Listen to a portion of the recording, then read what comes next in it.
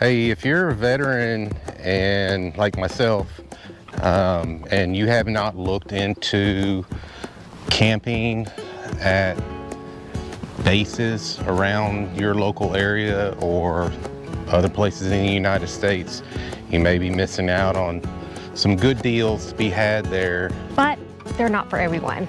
So that's why we're here today, to break it all down. We're Alan and Kim, full-time RVers living, working, and occasionally fixing whatever just broke on our fifth wheel. Welcome to 99 Adventures, where the roads are bumpy and our decisions are too. But first things first, who can actually stay at military base campgrounds? So it's active duty, retired, of course active duty. I'm not even going to put that one in there. Well, active duty. But it's active duty, active or retired military,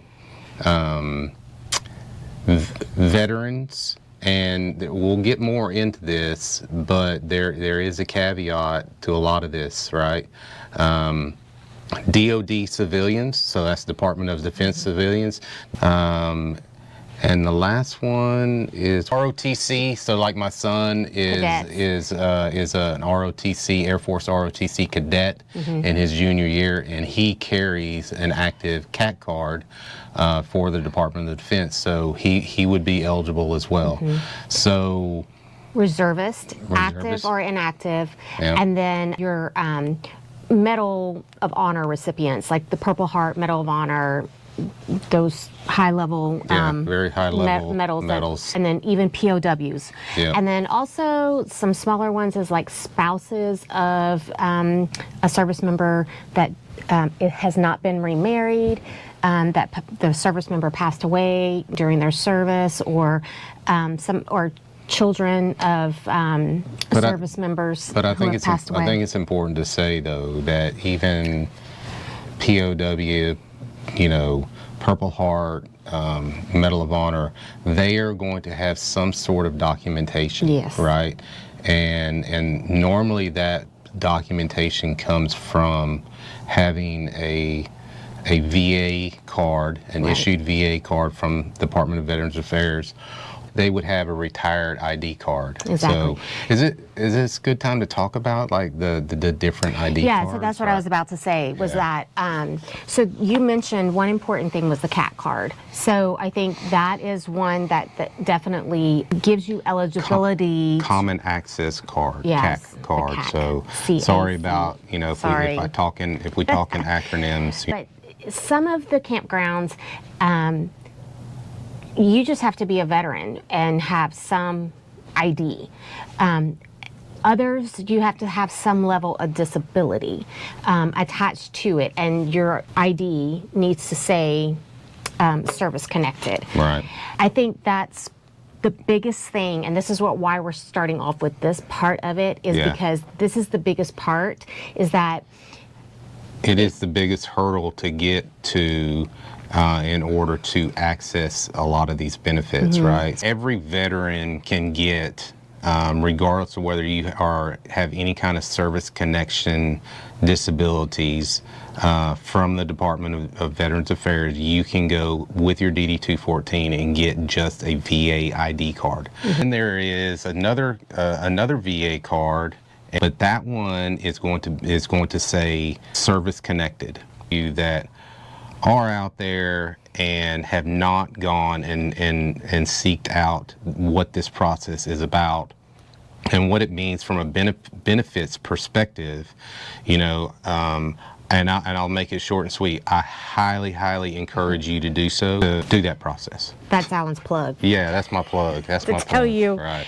to get out and get your benefits that you've earned. I will say, in our third episode of this series, we will talk about benefits at the state and federal level for veterans, and some of the state level stuff literally just says veteran, bring identification DD-214 that I've seen. And but I think we'll plug this again, but I think basically for this, these are the individuals who are eligible, and we highly encourage you to check your status if you're a veteran, to figure out what level you're at and what benefits you're afforded. But eligibility, before we move on to the rest of this, eligibility does not necessarily mean automatic access to the base. Each base has their own rules, and some may require a background check or some level of registration. Yeah, and it's like and San it's, Antonio. and it's crazy too, because like I have seen, I've gone to one Navy base and then go to another Navy base, and the rules are completely different. It's the same service, but the rules are completely different. And to Ken's point, every base that you go to, especially if it's a different one force to the other, they're all different. And so disclaimer to this whole segment, in each one of these episodes is, at the end of the day, you have to do your due diligence. And they don't have a whole lot of online services, and we'll get more into that. The best thing and the best way to manage and ask questions is to literally pick up the phone and call. You got to call them, and The one thing I hate the most. and you got but to ask. do it. You got to ask them the questions, about your specific eligibility, right? As to where you sit today, right? Okay, that section was super beefy, but we needed to, explain who is eligible and can have access to the campgrounds. So on to other things like what you can expect, cost, rules, pros and cons. So what to expect at the campgrounds, amenity-wise. So amenities are going to be not like, I'm a campground snob myself. I mean, We call him the camping princess. yeah, I'm kind of bougie when it comes to that. When it comes to my amenities and so forth, and so we've been to some places that are full hookups, and we've seen others where it was just basic hookups. I think the main thing that to remember about any military installation is it's not going to be a resort style RV park, right? It's going to be basic amenities, kind of like the best analogy I can give you is those of you who have served, that if you've stayed in a barracks room, it's kind of what you're going to get. It's bare bones. And now I'm not saying that they're not nice. They are very nice, and they're very well upkept, very well kept. They're going to be clean and They're going to be clean and nice and tidy, but you're not going to have all the bougie, like take Fort Sam, for instance. There's no pool, right? No. There's no pickleball. There's no, they have a little playground for the kids, and then the rest of it is just RV spots, right? Right. And it's full hookups and so forth, but that's kind of, the line to be thinking when you're making reservations, unless it's just out of the norm. I think probably you're going to find a little bit a lot nicer type places at Air Force facilities, because they tend to. I don't know about that. Yeah, I don't know. Lackland is not that nice. Yeah. So what? And neither is the campground here at the Del Rio at Laughlin Air Force Base. Yeah. But to me, Fort Sam is very nice. Yeah, it is. But I will say this too: there's a good chance you're not going to have internet at your site. There may be internet at the clubhouse, a hotspot type thing. But you'll have the full hookups. You will probably have cable. I haven't seen one with cable. No, but Fort Sam didn't have cable? No. Okay. No. Well, maybe not. But you're going to have laundry facilities and bathhouses. Yeah. And so all of that is part of it. The thing about, places like we're staying right now, and any RV park on a base or off base, that marina, the marinas that, are associated with MWR, and remember, morale, welfare, and recreation. So anything MWR related is classified as a Class C facility. the organization MWR for every base is a Class C facility. That means is Class C get no federal funding. So the profits that they make are, you know, from people patronizing that campground or that MWR facility, and so they don't get budget money, right? So the money that they make is how they operate. So my point is that you utilize it or it goes away. So one of the biggest perks is the price point that we're all kind of accustomed to paying for a full hookup site. In our experience, it's been cheaper, you know. Yeah. I think what Fort Sam was like $650 a month for the month, but that included electricity. So which is huge, because most of the time, if you're staying for an extended period of time, your electricity is not going to be included in your campground cost. And it can be several $100s during the summer. So you know, everybody's budget is different, but that's generally what you're going to see.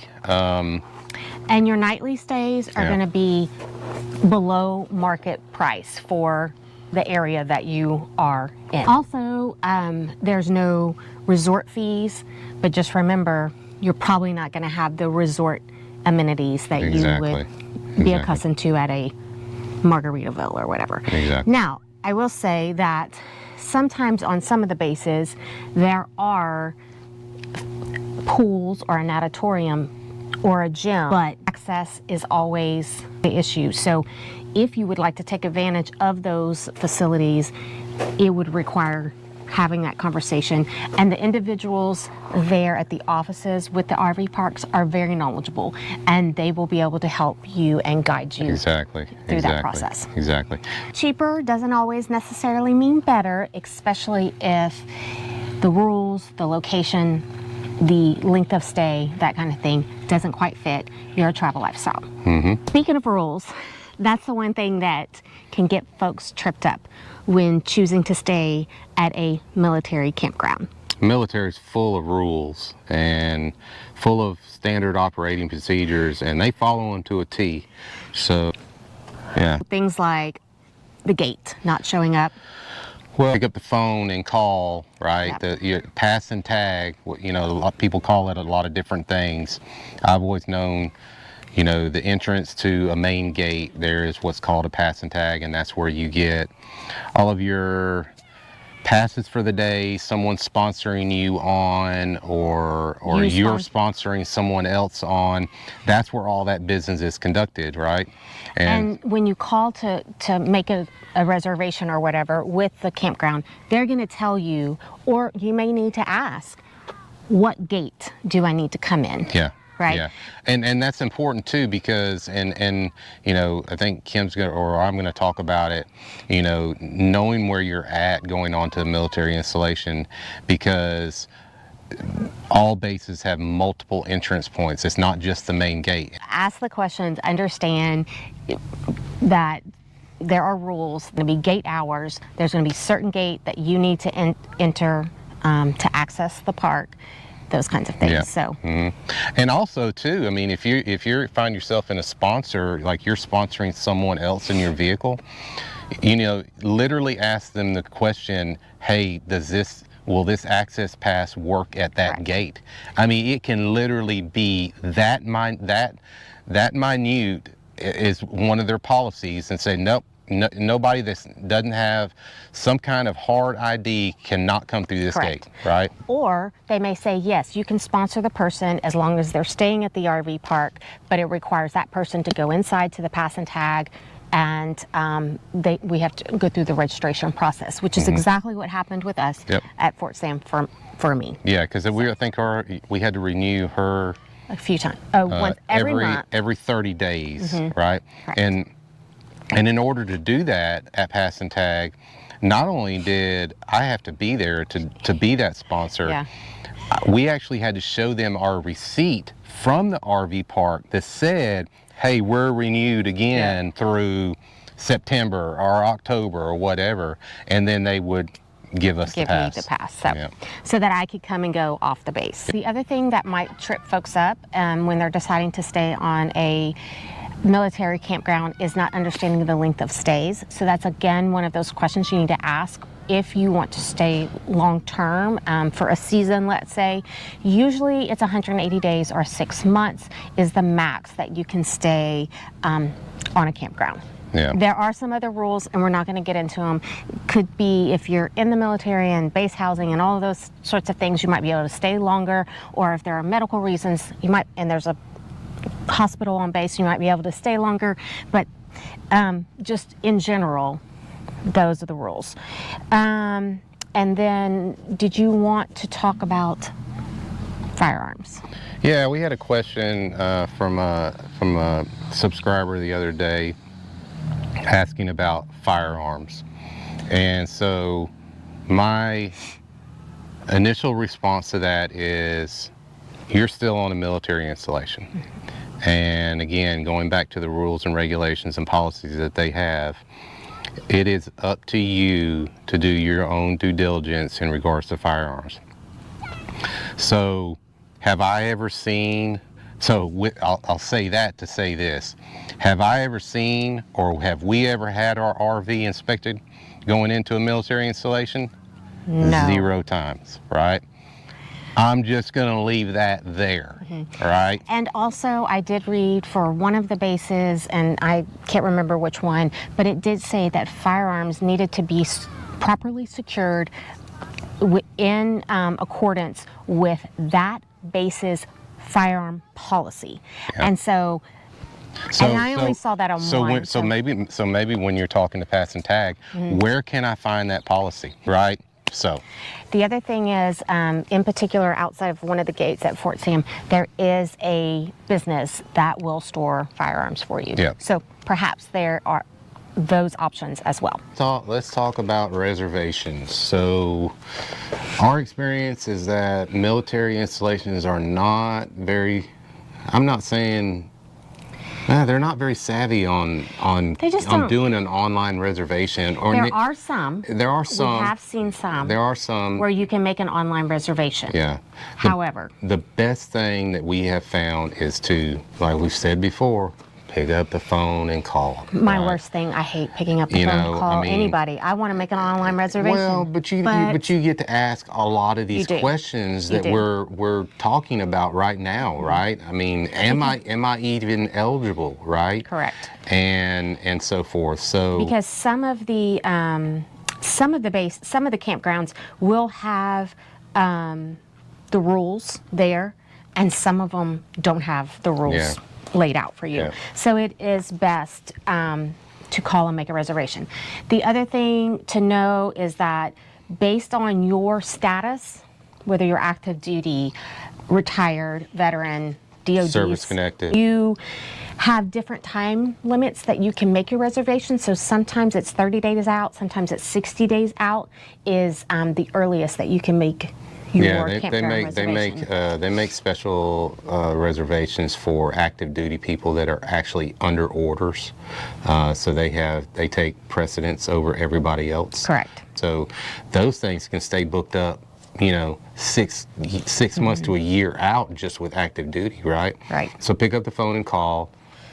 Understand what you're getting into is, you've heard us talk about that multiple times throughout this video.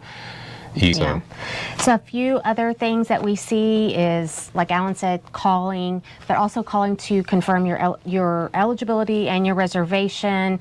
Don't just assume all the policies at every campground, at every base are the same, because they are 100% not. They differ from campground to base. Ask about the rig size. The ones we've been at have long pull-throughs, which is excellent. Any size can fit, but others are not that way. They're only back ends. They're smaller, size. So always ask. And then again, don't forget those check-in times at the gate. You'll need to check in at the gate. Sometimes those gates aren't. And going back to the gate, I think we left a little bit of meat on the bone there. Having all of your proper documentation prior to you going, let's just say you're going to sponsor someone. Think about, your vehicle information. So they're going to want to see proof of insurance. They're going to want to see your driver's license. Make sure that's not expired. Your registration. All of that stuff has to be up to date. Your insurance has to be active. All those things. Otherwise, you're not getting access to the base at all. So make sure all that stuff is up to date. And if you, especially, you know, if you're sponsoring someone, right down to a marriage certificate, right? I mean, it can we bring get, everything. We bring everything. Like Alan said before, there are rules, and they love to follow the rules. They do 100% follow the rules. Military base campgrounds can be an incredible way to stay while traveling, but only if you understand how they work. The finite processes are important, right? So, yeah, so this is part one of our series on veteran access, DOD access to military campgrounds. We, you know, like, subscribe to see the next episode. We really appreciate it. And for those veterans out there, because I mentioned Service Connection, I'm a huge advocate for veterans, obviously. I've gone through the process of the VA. I know the process. For those of you that are interested in learning about that process, what that process looks like, how long it takes, all those questions, Kim is going to let you know what our email address is. I will personally answer that email. I will walk you through the steps of that and what that looks like, the time frames and so forth. So feel free to jump out at me. Yeah. So our email address is Alan and Kim at 99adventures.net. And I will definitely include this in the description down below. And I might include it on the screen. We'll see. Yeah. We'll see if I want to do that. Anyway, but to wrap this all up, you know, if you've got a favorite military campground that you stayed at and love and want, drop it in the description, tell us about it. Maybe one that you didn't like so much, let us know those too. Or is there one that had some kind of quirky rule? Quirky rule, yeah. That you couldn't stand, or you had to jump through hoops to get through, and all those types of things. We're up for traveling, so you know, if it doesn't matter where it's at in the United States, let us know about it, and yeah, we appreciate it. Okay. Until next time. Have a good one, guys. Bye.